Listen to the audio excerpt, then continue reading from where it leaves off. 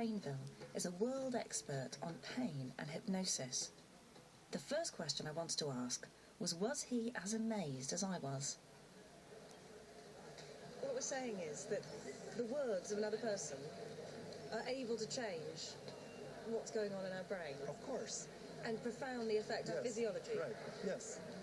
But of course, every time we interact, we're changing our brain and... But changing how much pain how much pain this body is in seems... But of course, most of what our body does is not under our willful control. Pierre's work has already shown that hypnosis can reduce pain in almost anyone. But he wanted to know how.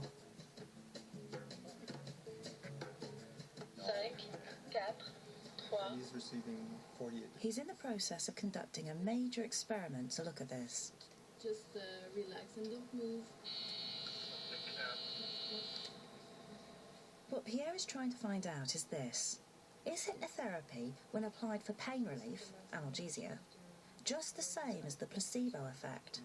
Or is it doing something different? He's receiving 48 degrees. So what are you trying to tell the difference between? What's your...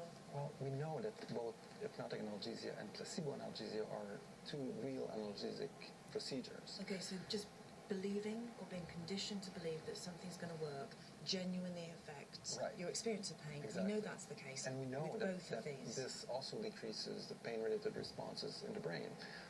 Now, the question that we're able to address with this study is whether the mechanisms that are involved in inducing the placebo effect or inducing the hypnotic analgesic effect, whether those mechanisms are exactly the same or whether there are different pathways in the brain that might induce some true analgesic effects.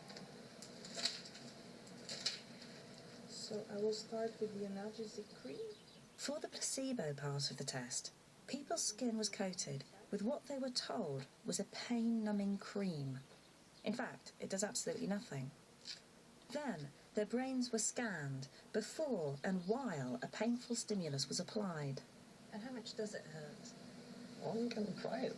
Oh, great, okay. You have to try it. I have to you don't have to, well, but it'd be interesting, yeah. Every student in my lab would go through this before running their own study. Yeah, it's only fun. Though actually, I wimped out of that one. Your legs are feeling heavy and relaxed. To see the effect of hypnosis, the same subject would be hypnotized and given a series of suggestions telling them that they would not feel pain. Again, their brains would be scanned and the painful stimulus applied. 5, 4, 3. So we're telling him when he hears this countdown, his leg will become more and more numb, and like if it was anesthetized. We're expecting the subject is going to report less pain in this condition. And in the meantime, you're measuring what's happening in his brain. An enormous amount of analysis had been done over the last 3 months. Pierre promised to give me a first peek at the findings the next morning.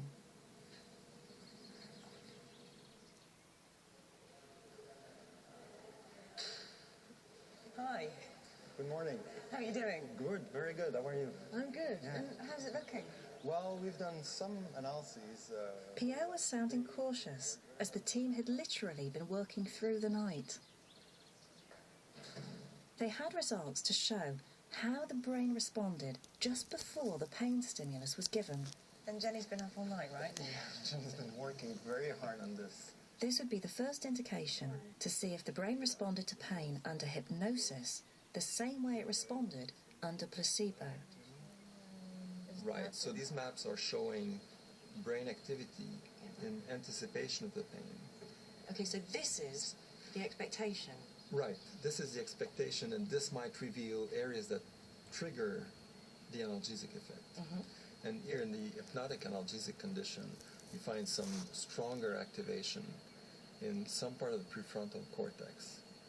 And in the analgesic condition in the placebo study, we find another area that's much more dorsal in the frontal cortex. Okay, so just here, Right. which is kind of about here Right. on my brain, Right.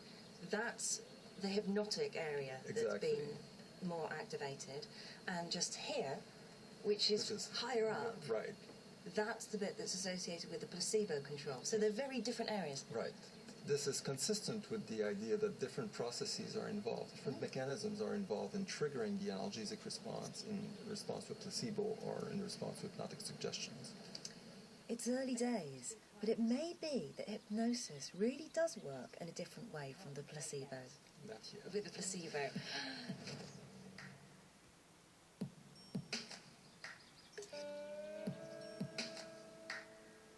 I'd come to Montreal after seeing a stunning example of pain control, wanting to know how this could be happening. I'm leaving with a tantalising glimpse that hypnosis might have its own particular way of changing how we respond to pain. I didn't imagine it was going to be as powerful as it's been. Watching how pain could be controlled was something I'll never forget.